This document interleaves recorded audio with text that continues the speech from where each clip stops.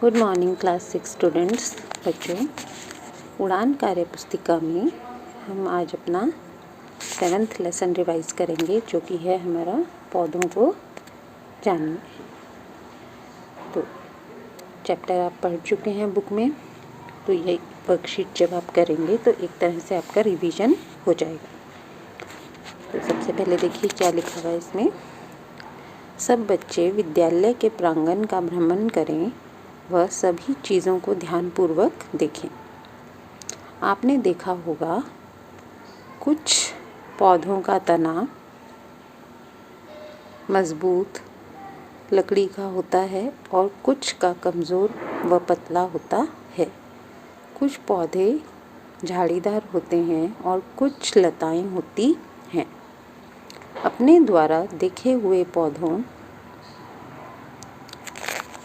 को निम्न रूप से सारणीबद्ध करें। तो ये सभी आपने पौधे देखे हुए हैं। वृक्ष में आप पौधों के प्रकार में पौधे के नाम में क्या लिख सकते हैं, जैसे नीम का पौधा पेड़ आपने सबने देखा हुआ है। नीम जो है वो बड़ा पेड़ है, तो हम उसे वृक्ष की श्रेणी में रखते हैं। इसी प्रकार झाड़ी में गुलाब, कीकर, ये जो हैं आपके झाड़ी में आ जाएंगे। और अगले हैं लता में आपका आ जाएगा जैसे कोई भी बेल, मनी प्लांट तो या फिर घिया, तोरी, ये सब आपकी लताएं हैं जिनका तना पतला होता है और जिनको ऊपर चढ़ने के लिए सहारे की आवश्यकता होती है। तो इस प्रकार के आपका पहला पार्ट हो गया। आगे बढ़ते हैं अब हम।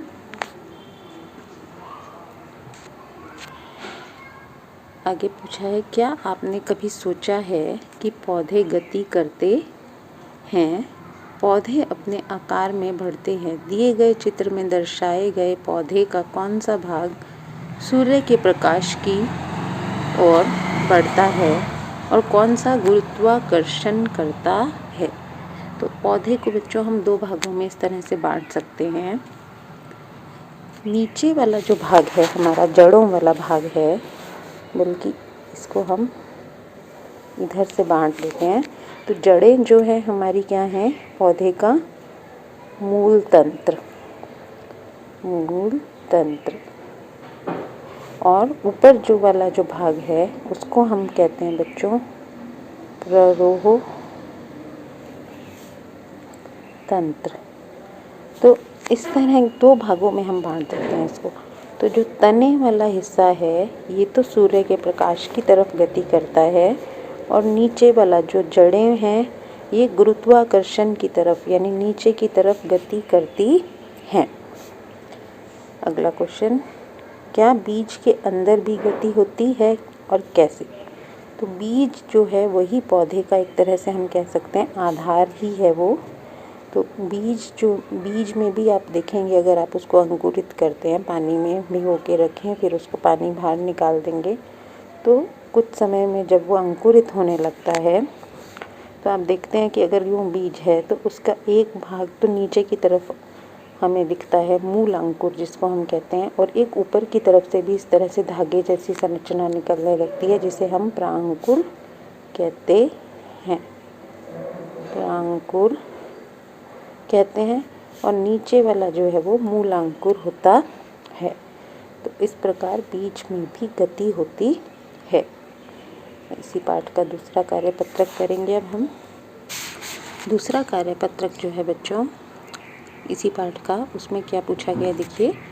प्रांगण का भ्रमण करते हुए विभिन्न प्रकार की पत्तियां इकट्ठी करें।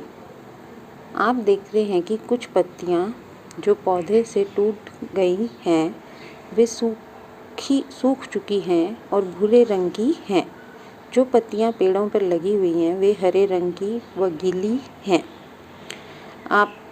क्या आपने सोचा कि पत्तियों का हरा रंग किस कारण से है? तो आप जानते हैं पत्तियों का हरा रंग किस कारण होता है? उसमें एक हरा वर्णक है क्लोरोफिल। बहुत इम्पॉर्टेंट नाम है बच्चों ये, और आपको बहुत बार करवाया भी जाता है क्लास में, तो आप इसको अच्छे से याद करें। पत्तियों का हरा रंग क्लोरोफिल के कारण होता है, और यही क्लोरोफिल जो है प्रकाश संश्लेषण की प्रक्रिया में मदद भी करता है। अगला पार्ट, पौधे अपना भोजन कहाँ से ग्रहण करते हैं? वह अपना भोजन स्वयं बनाते हैं। पत्तियाँ जो हैं, पौधे की पत्तियाँ जो होती हैं, वो भोजन जो है स्वयं बनाती हैं। कौन सी प्रक्रिया द्वारा? प्रकाश संश्लेषण। प्रक्रिया का नाम है प्रकाश संश्लेषण।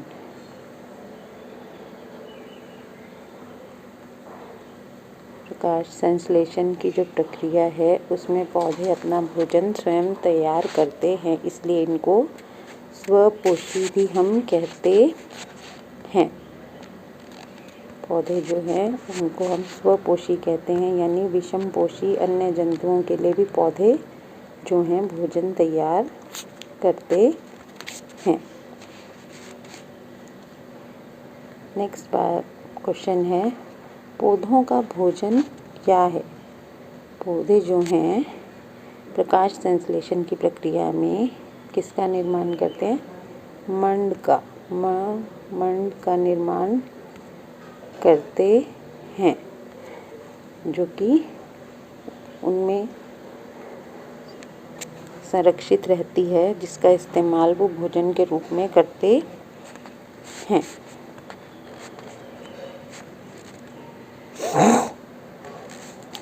अगला पार्ट जो है इसमें आपका उसमें क्या पूछा गया है? दिए गए ग्रिड में भोजन के घटकों और उत्पाद को ढूंढें। तो भोजन में जो घटक होते हैं, ये आपके लिए खेल भी है एक तरह का। इसमें आपने उन नामों को खोजना है बच्चों जो भोजन के घटक हैं और प्रकाश संश्लेषण की प्रक्रिया में बनते हैं। जैसे आप यहाँ पे देख पा रहे हैं, ये है देखिए तिरछा सूर्य का प्रकाश। इस तरह से आपने इनको ढूंढना है, और भी ढूंढ सकते हैं हम, जैसे कार्बन डाइऑक्साइड। ये ऊपर से नीचे की तरफ जब हम आ रहे हैं तो कार्बन डाइऑक्साइड, और आप ढूंढेंगे इसमें ग्लूकोज। ये रहा ग्लूकोज नीचे हमारा, ग्लूकोज जो है ये रहा नीचे।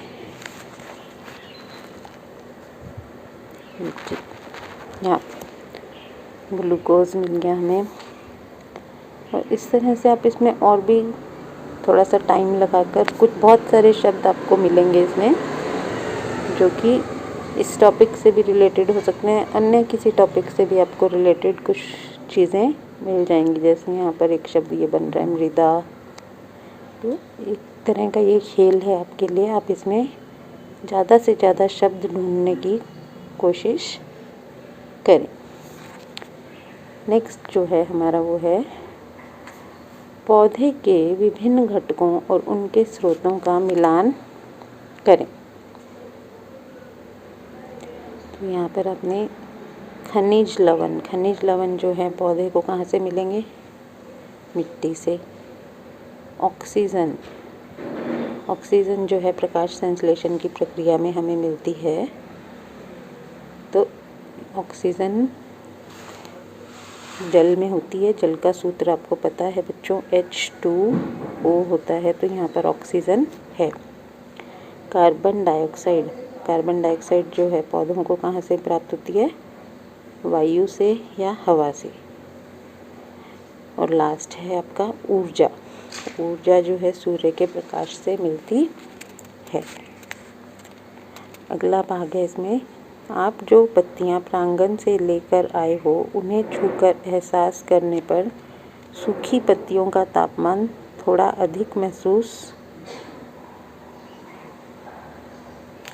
होता है? क्या आपने सोचा है ऐसा क्यों? क्योंकि जो सूखी पत्तियां हैं उनमें जल जो है वो पूरी तरह से समाप्त हो चुका है, जल की मात्रा उसमें नहीं है।